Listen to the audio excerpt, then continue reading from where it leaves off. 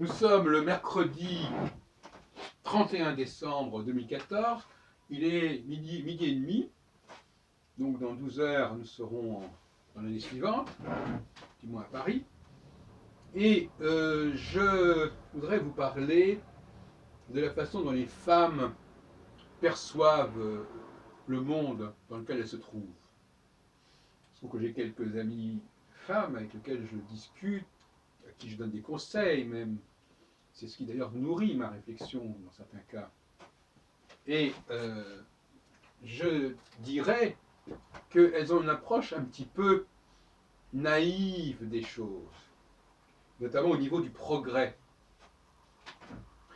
Elles pensent qu'un produit, il est prêt. Voilà. Elles ne se demandent pas comment on prépare un produit, comment on fait des recherches pour arriver à ce produit. Ce produit, il est là, il doit servir. Mais si jamais on leur demande de participer à la recherche, alors là, il n'y a plus personne. C'est-à-dire si on leur demande, si on leur dit voilà, aider des chercheurs qui sont sur un certain sujet, voilà, qui vont expérimenter, qui ont besoin de tâtonner éventuellement, alors là, non, parce qu'on ne sait pas ce que ça va donner. Vous savez, il y a une expression, il n'est pas nécessaire d'espérer pour entreprendre ni de réussir pour persévérer, c'est un truc qui leur échappe un petit peu. Et donc, par conséquent, elles sont intéressées par des choses qui sont déjà abouties, qui ont déjà fait leurs preuves. Et quand il s'agit de quelque chose qui est encore en attente, qui est en gestation, qui se prépare, avec on ne sait pas très bien les résultats, alors là, ça passe pas. Elles vont ce qu'on appelle au secours de la victoire. Quand les choses vont bien, quand les choses sont arrivées, quand ça marche, alors là, bravo, félicitations.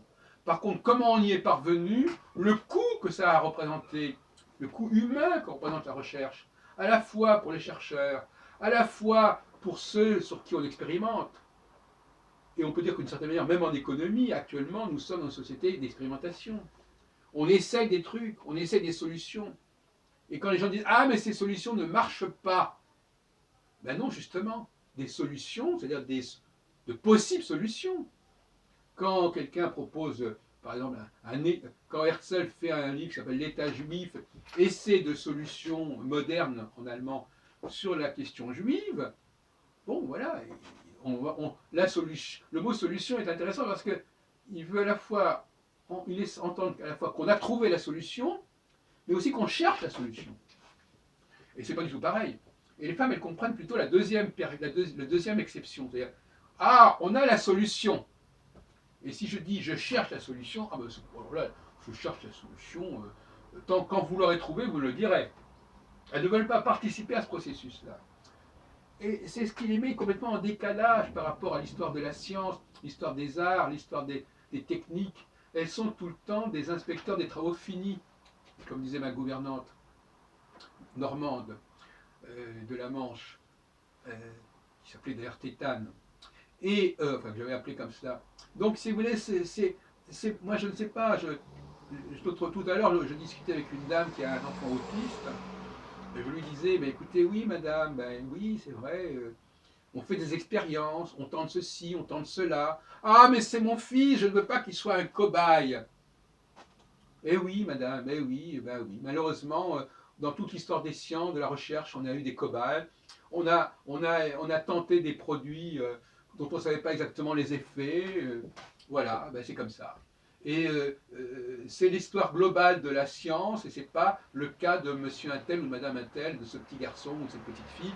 C'est l'ensemble de la science qui doit progresser. Et parfois, ça se fait avec des martyrs, des gens qui sont sacrifiés, des cobayes.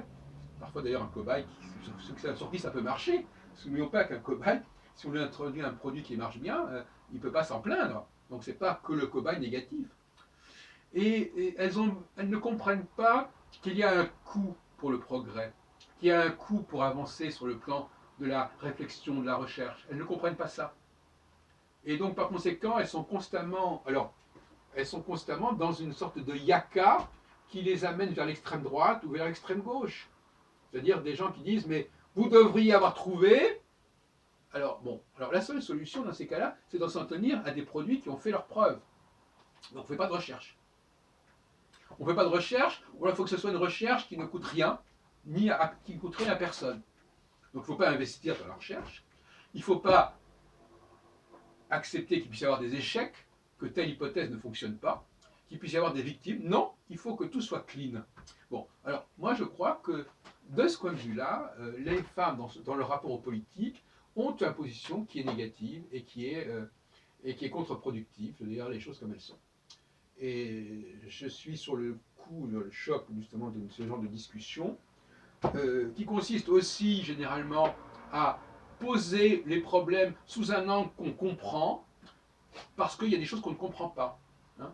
Par exemple, j'ai une amie qui a un enfant autiste, eh bien, elle va dire c'est parce que on n'y a pas assez d'entretien psychologique, parce que le personnel n'est pas assez attentif aux personnes, mais comme elle ne connaît rien au médical, donc le médical, c'est presque secondaire. Si on résout tel et tel problème qu'elle comprend, par exemple tout à l'heure elle me disait, euh, oui, je constate que mon enfant a des évanouissements, on me dit à l'hôpital qu'il y en a, mais je ne suis pas sûr, puisque je ne l'ai pas vu.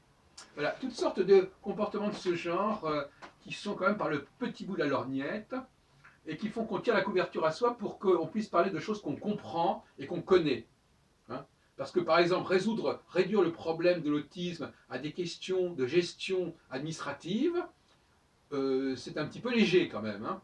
Donc voilà. Et de la même façon, alors autre chose qui est amusant, c'est de contester un produit à cause de ses effets secondaires.